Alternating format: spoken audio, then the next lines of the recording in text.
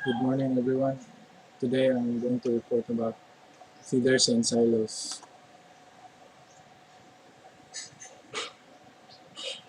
So, feeders are used to meter the flow of a material to meet the specified flow rate of the crushing system or process system. A feeder is a piece of material handling equipment used to regulate the flow of bulk materials into the machinery for further processing or other process. So, the picture shown is an example of a feeder system.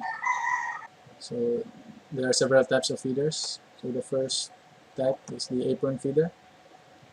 It's a mechanical type of feeder used in material handling operation to transfer feed materials to other equipment or extract materials from storage stockpiles, bins or hoppers at a controlled rate of speed.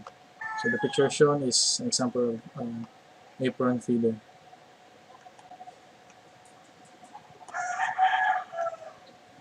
Belt feeders are short belt conveyors that are specifically designed for material flow regulation, extracting material from one area and ensuring that downstream equipment receives the appropriate volume. So this is a belt feeder and parts are indicated in the picture. So drag and reclaim feeder. Drag feeders are well suited for surface mining operates that need to move free-flowing materials such as coal, lignite, trona, salt, petroleum coke, bauxite, copper, and gypsum, while reclaim feeders use the same style of feeding to move stockpiled materials, typically tied into the operation of a downstream conveyor. Drag feeders and reclaim feeders do not require an operator, making them a safe and simple part of material handling process. Reciprocating or plate feeder. A feeder in which the material is carried on a plate subjected to reciprocating motion and so constructed that when the plate moves in the reverse direction, the material remains stationary. Scalper feeder. Scalping screen has been defined as a piece of machinery that aims to screen a number of different grades of products such as aggregates as well as other organic materials with the aim to focus on scalping away the oversized material. So its purpose is to separate different sizes of the materials from raw harvested materials. They have to separate the larger and smaller materials. Wobbler feeder. Wobbler feeder provides two functions in one unit. So feeding materials at a controlled rate and scalping out the fines from the feed material. These feeders are especially good with wet, sticky materials where fines need to be scalped or stuck to larger lumps. So this feeder is also separating different sizes of materials. Vibrating pan feeder. So vibrating pan feeder are used to control the feed of materials into crushers, grizzlies onto belts. The feeders can be horizontal or inclined up to 15 degrees for increased capacity. A wide range of liner materials and thickness are available.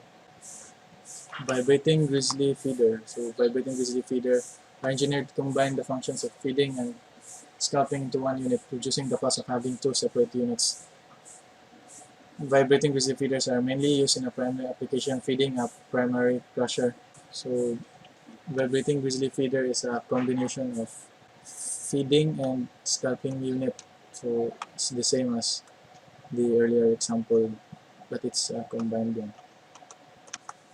So storage silos. So a silo from the Greek word silos or pit for holding grain is a structure for storing bulk materials. Silos are used in agriculture to store grain or fermented feed known as silage. So silos are commonly used for bulk storage of grain, coal, cement, carbon black, wood chips, food products, and sawdust. So the advantages of silos. So the silo is closed and waterproof, compact, it takes up little floor space. Location outside confined spaces allows material extraction measurement, low running costs due to larger quantities, low labor requirements due to high level of mechanization, rapid handling saving time, low wastage through spillage and rodents, effective and efficient fumigation operation, less land area requirement, complete control of aeration, possible to storing grain for a very long period of time, and possible to mechanize all operation, possible to store most grain for short periods, So the basic features of storage silos: it's available with flat or conical bottoms, straight shape or tapered walls to prevent vaulting of materials, walls strong enough to withstand dynamic loads of extractors. Silo designed to prevent implosions. Silo complies with current standards, including NFPA standards. So a closed base, guardrail, and anti-explosion door. Ventilation systems or cooling mechanisms to keep the grains safe inside the silo to accommodate to very different climates. Wind reinforcement for high wind speed when it is raining or snowing to prevent damages if there will be storms or typhoons. Ventilation channels, so double wall rings that create an airspace between the wall sheets, which insulates the interior from the external temperature to avoid problems like condensation, lumping, or caking. Roof extractors to remove air from the interior of the silos. So types of storage silos. So tower silos, as shown in the earlier picture. So these are the tower silos. A tall cylindrical silo built above ground of masonry, wood, or enamelled steel. So mga common used silo. Bunker silo. Bunker silos are trenches usually with concrete walls that are filled and packed with tractors and loaders. Filled trench is covered with a plastic tarp to make it airtight. These silos are usually unloaded with a tractor and loader. So bag silo. So bag silos are heavy plastic tubes, usually around 8 to 12 feet in diameter and of variable length as required for the amount of material to be stored. So the picture is an example of bag silos, so simple only. And it only requires a little capital investment. It's not high cost, it's a low cost type of silo. So silage piles. Typically a pile is constructed by loading silage into an elevator and piling up the silage much as quarry piles, sand, or gravel. So this is a very simple one. So that is all. Thank you everyone.